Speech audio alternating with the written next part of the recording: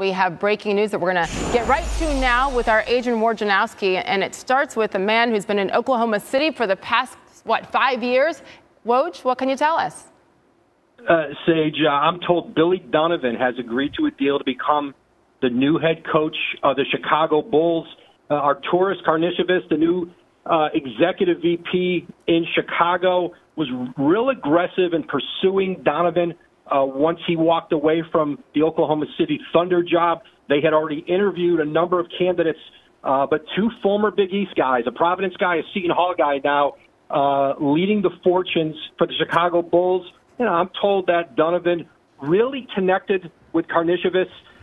They met, they talked, that young roster in Chicago that has a lot of potential and talent, and then the chance to try once again to be a big player in free agency in Chicago. Now you've got your team in the front office with Karnisovas, and now Billy Donovan, who was the co-NBA Coaches Association Coach of the Year this past season in Oklahoma City. He's agreed, I'm told, to a multi-year deal, and he'll replace Jim Boylan as the Bulls head coach. All right, That Davis Show. Lucky enough, we're joined by a podcast producer for NBC Chicago, sports in particular, the one, the only Tony Gill. Follow him at the Tony Gill. Long time no see, Tony. How have you been? Good, man. We finally, the Bulls just constantly break news during this quarantine, which is crazy to say for anything other than something negative. Right. Yeah, they've been the go-to team for NBA out of the bubble news. All right, look, you know what? With that, let me start off here. Looking at what's happened when we're talking about COVID, I know Bulls insider for NBC Chicago, Casey Johnson, had kind of mentioned about financially all these moves they made, paying coaches that aren't even here anymore, still executives in the same. When you're talking about being in the bubble, not just being in the bubble, not being able to get to the money from the gate, basically, what are your thoughts on what the Bulls have done, positive and negative? Let me preface this by as far as how that could hurt them if there's no games or if people in seats next season. I think we found out that the Reinsdorf are really, really rich. I think that's the and it's something that Bulls fans have known for a long time. You got to think they've benefited highly from all of those Jordan years, and those Rose years were kind of a big of a boost for the brand as a whole. But the way that they have spent money this season with no games to finish, no games to speak of to this point,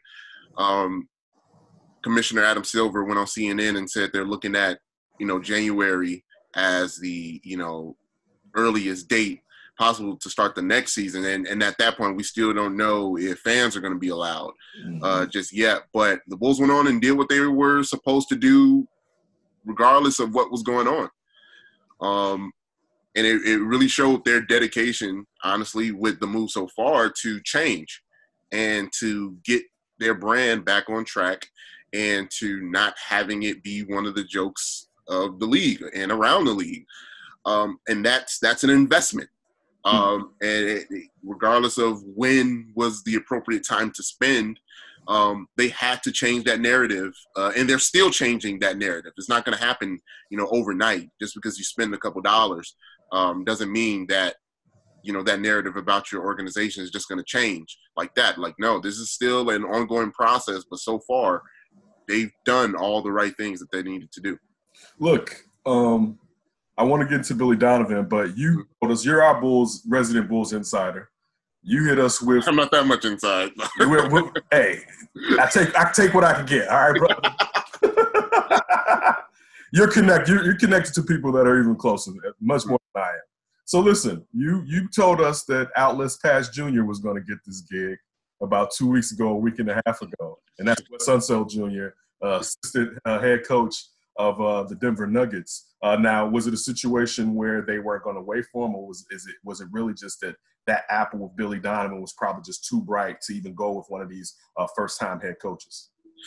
Well, from talking to my resident insider, Casey Johnson, but just asking questions about why Donovan, and we're going to get that relatively soon.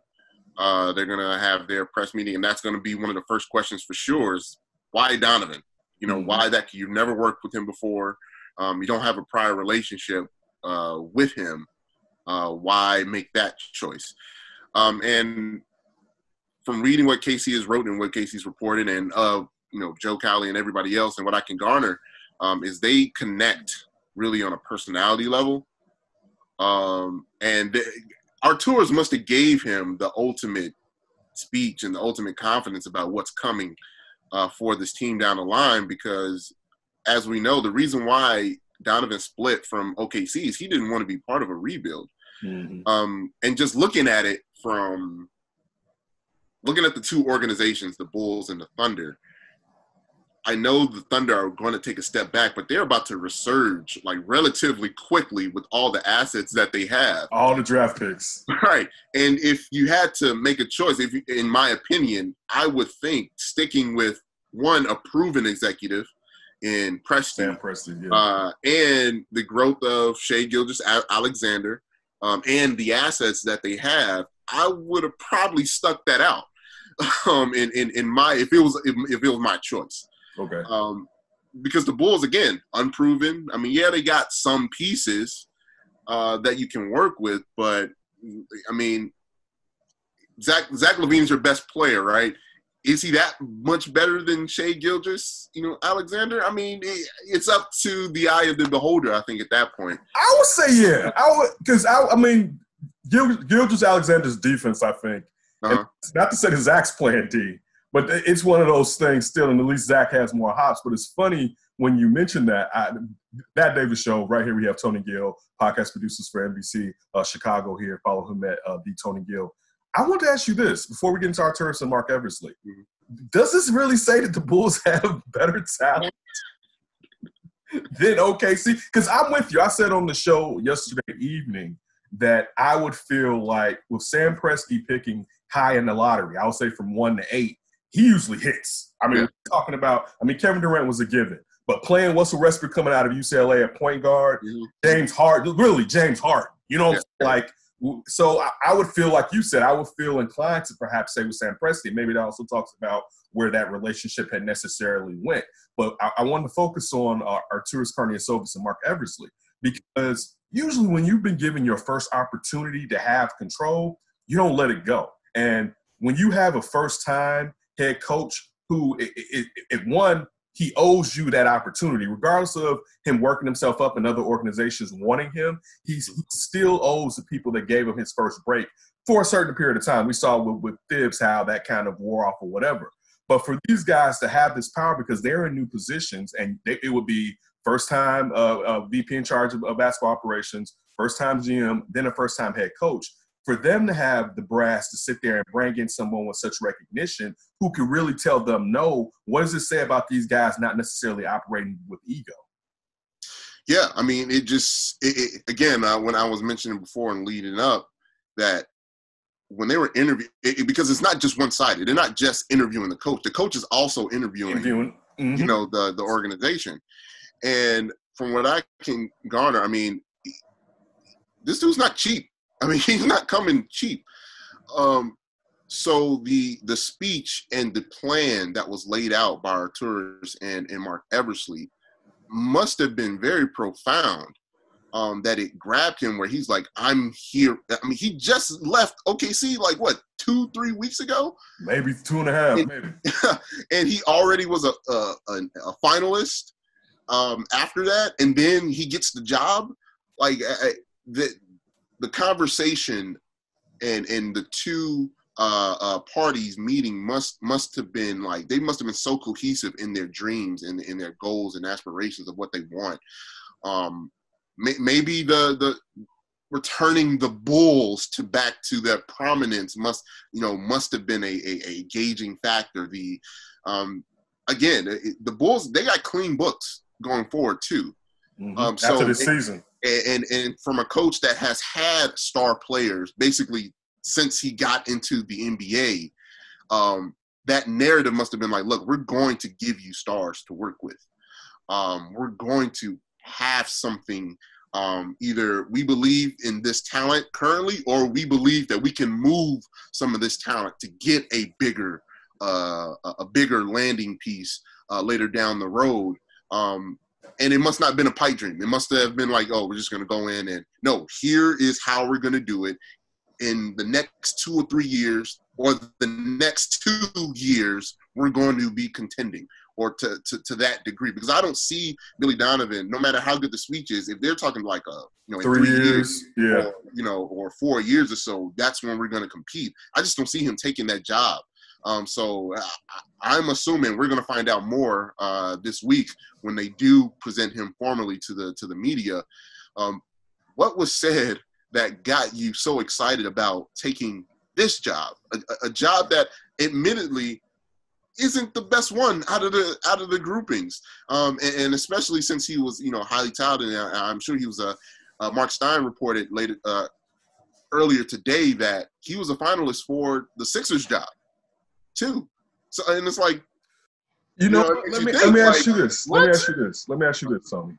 And I thought about that. I was talking to Ryan yesterday. But is the uncertainty of perhaps Elton Brand? I mean, we already had the situation where he was sitting there with some of Colangelo's subordinates working with them, and how that kind of messed everything up with ownership, with the Sixers kind of having a little bit of say of what's taking place. Did Billy Donovan not want to go to a place where he may end up being the coach and then another GM is there, and sooner or later that GM is going to want his own people there, where at least with the Bulls, with Arturas Karnišovas and Mark Eversley, they're probably going to be here for about 5 years at least. And we're talking about a franchise that does not fire executives, even though they don't have the same personal connection with the ownership that the previous regime has had.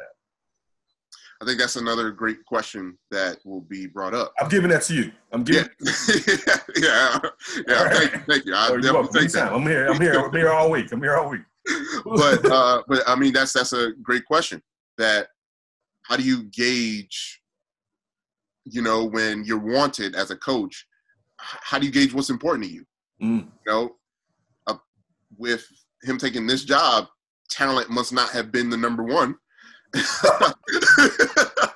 Because there were better teams with better options. New Orleans, I mean, you got Zion, you got the most improved player in Brandon Ingram. In Philly, you obviously got 2 number 1 overall picks over there that still needs tweaking, but the fact remains they got number 1 pick talent on that Sixers team. So if he was a finalist for that job, but to end the quickness that he took this job too. It's another question that needs to be answered by Arturas and Billy as well. Maybe it's more desirable than what we think. Right. Maybe, but maybe it's like, hey, you got about an hour.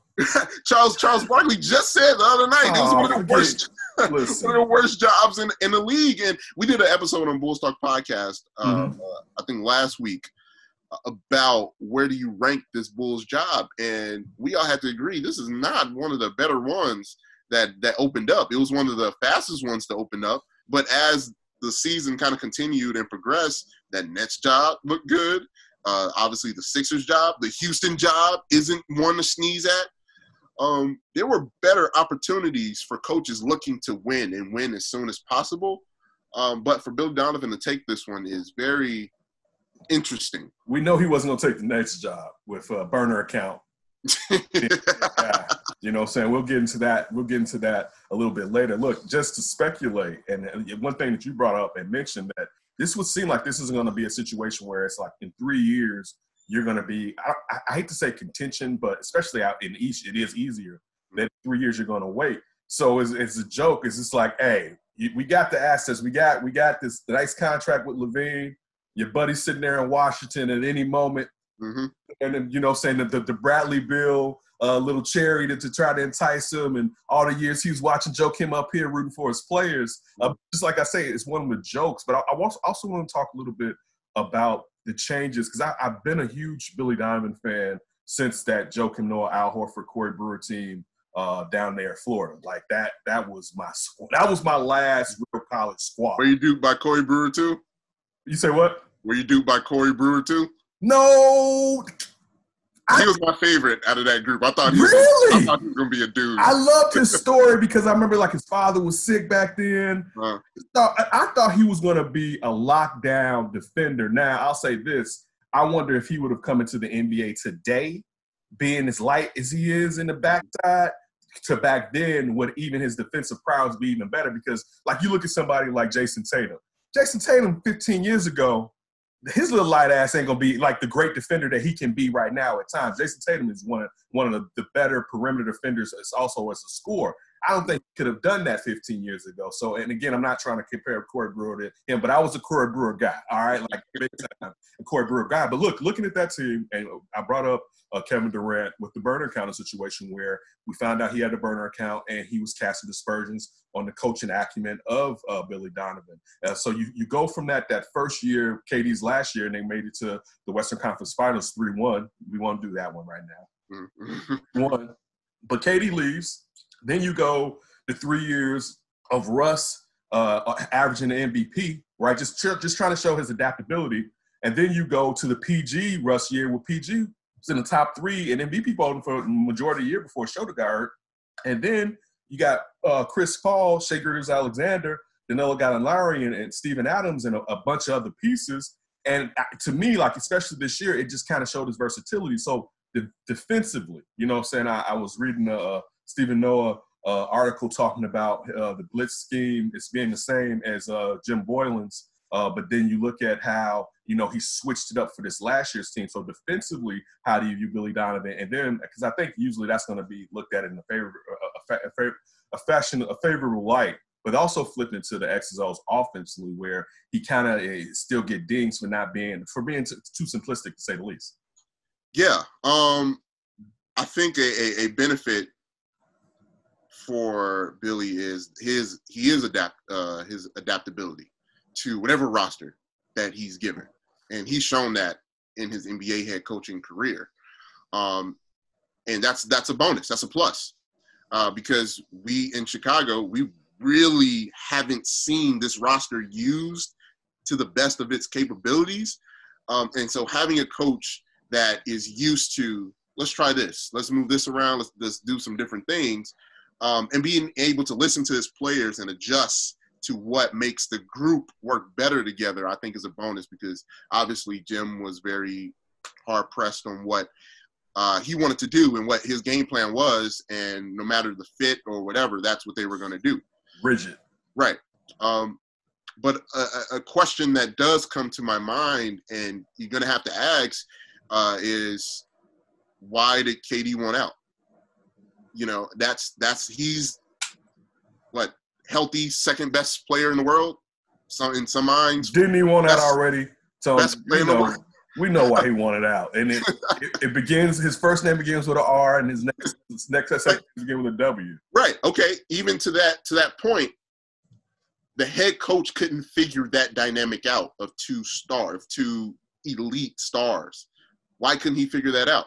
Was it just because, you know, the Russell Westbrook factor was too much for him to handle? Which, albeit, is a lot for a lot of coaches. I know you're not talking. It's a lot. When it comes to Russ, you're not talking. How much Russ slander you've thrown out in the day? But agreed. But the fact remains that he couldn't make that situation work.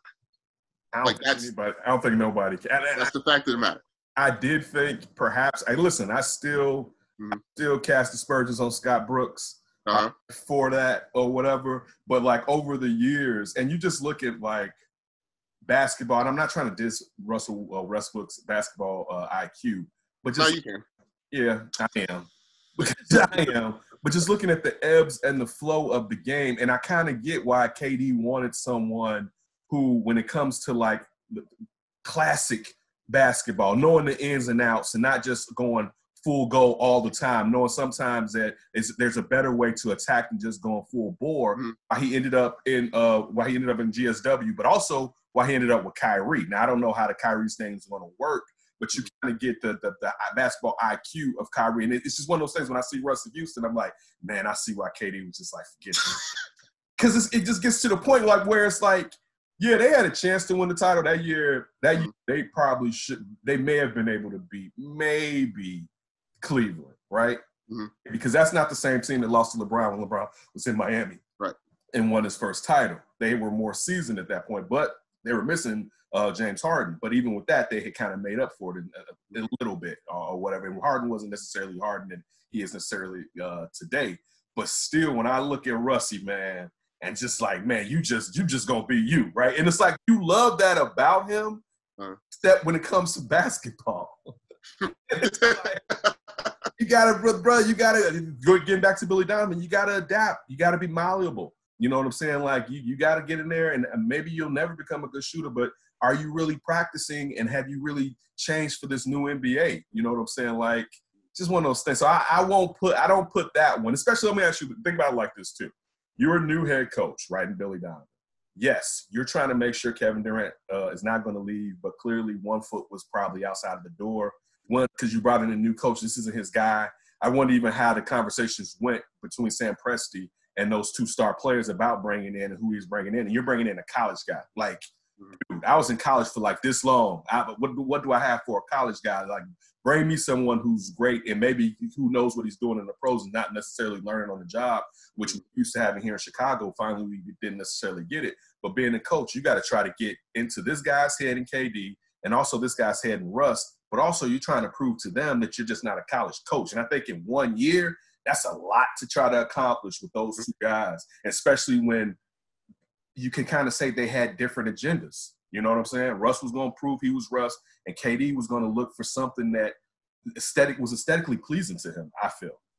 Yeah. And I mean, that's a good point. Trying to do all that in a single season is difficult, but that was the job. And I think the question is still going to come, especially if you're going to go after superstars. He was never in a room trying to recruit one. He always had it or traded for one.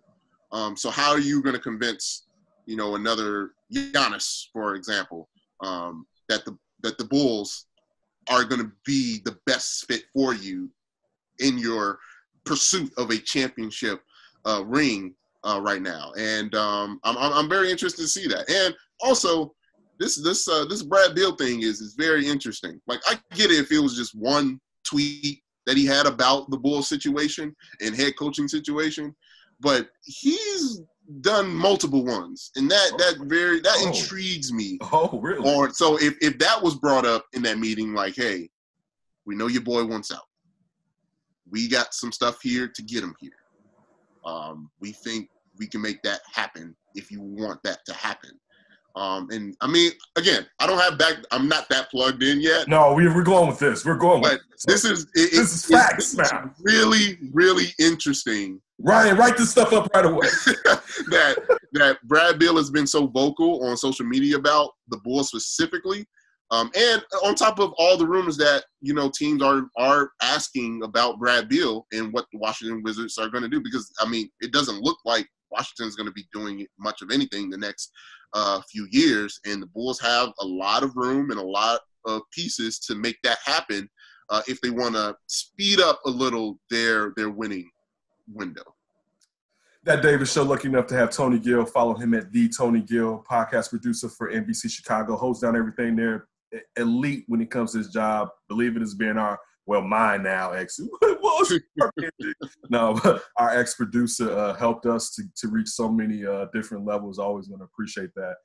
Tony, what does it say now? Still focusing on Arturas and Mark, that now, so I know we don't have Pat Riley's rings to drop down, right? When we're talking to free agents, but when you got this coach who was desired to buy into your program, that's a fresh program, what does that say around the league about perhaps the changes going on in Chicago, or is it going to be a wait-and-see approach because it's still Chicago? I think there is a healthy mixture of both those things, because I mean that stank is strong. It's permeating. Yeah, it's real strong, and it's going to take a minute to air out.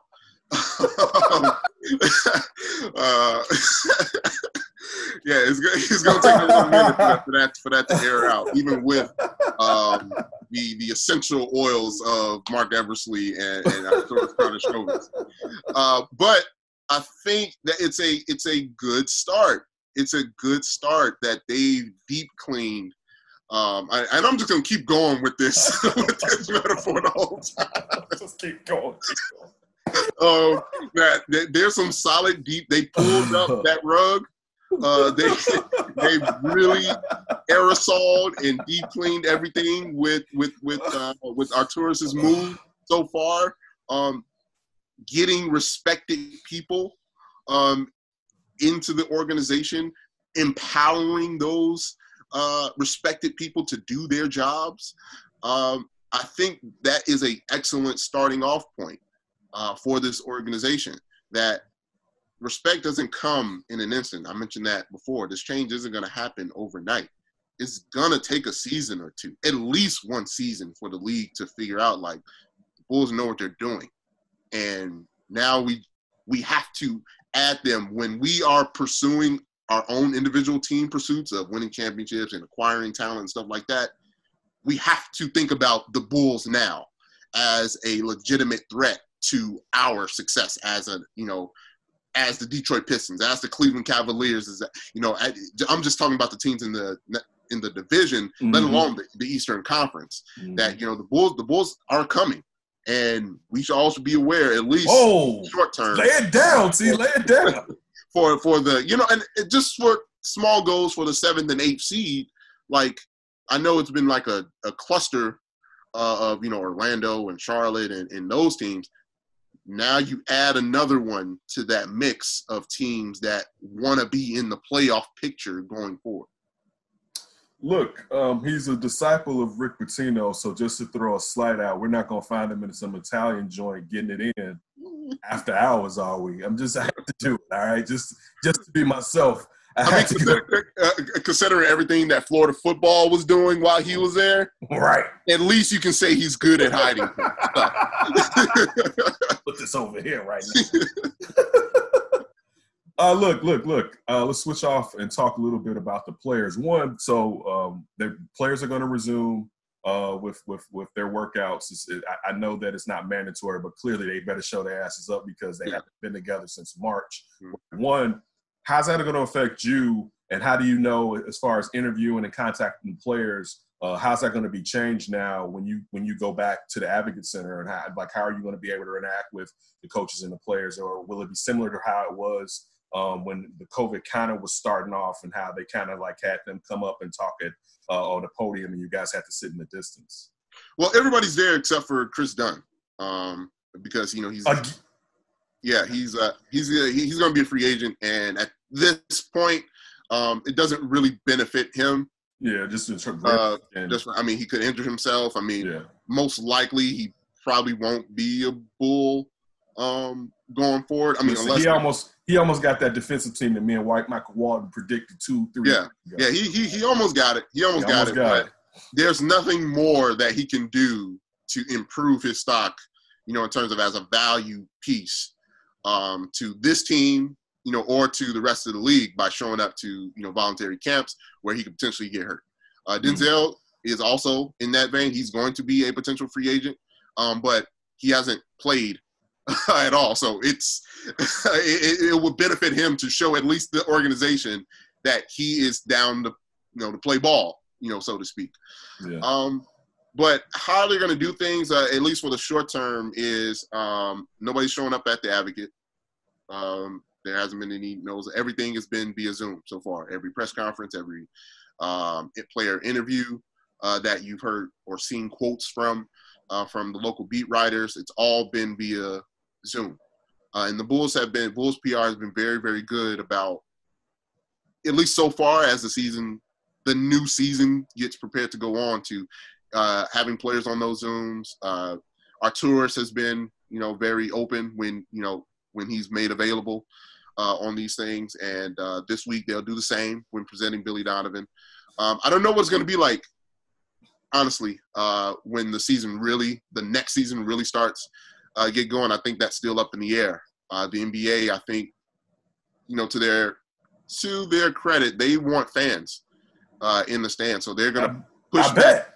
They're going to push back that date, that start date for the next season as far as they can, to kind of wait it out and see is there going to be a vaccine, or is there going to be new updates that will allow to get people in these buildings across the league? So that's still up in the air. But as for right now, everything is via Zoom. Are they going to be giving the vaccine at the door? Because, I mean, see, real quick, I think about this. All right, so let's just say that the league is pushed back until January, February. When will there be a reckoning where they have to shorten a season to get it back on the schedule? Or is this also just going to be the thing where we've heard in the past that perhaps they want to start around Christmas time and play against baseball in the summertime? Like, do you think they will return to somewhat what they were before COVID? But again, wouldn't they have to have a shortened season in order to do that, since they keep starting later and later? Yeah. As soon as COVID hit and they put a pause on the games for the foreseeable future, when it happened, I was like, oh, next season is donezo. And when I say donezo, I mean, like, they're going to play the season, but that next season is going to also be affected by this. And then the only hope is that the following season, after the direct next season, is going back to normal. That's the hope. Like, that's the dream right now, that in the 2023 season, that will be normal. But you're right though. Like, next season, it's still going to be shortened. Like, there shouldn't be a plan on 82 games. Nobody should be thinking about that for right now. Right. The next one on the docket is, how do we get the most out of next season? Because the NBA got, I guess, lucky would be the term, that the regular season was already ending by the time this all hit. And all you needed to do was figure out how to find a champion with your playoffs. That was the biggest thing for them for this season. Now, their next plan is, okay, how do we get fans in these stadiums and still have a relatively good season outside of a bubble situation? Because that's the next difficult part is, all right, we don't have the security and safety and the exclusivity of a bubble. We're going to have to start playing games in our own cities. So how do we handle travel? How do we handle hotel stays? How strict are we going to be with the players as they go to these different cities? I mean, the MLB lemon pepper wings, right? Like, how the MLB really had to crack down on players going out and really had to make a statement. Is the NBA going to be that strict with that? Like, there's so much up in the air that they still have to figure out going into next season. But one thing for sure is you're absolutely correct. It's going to be a shortened season next year.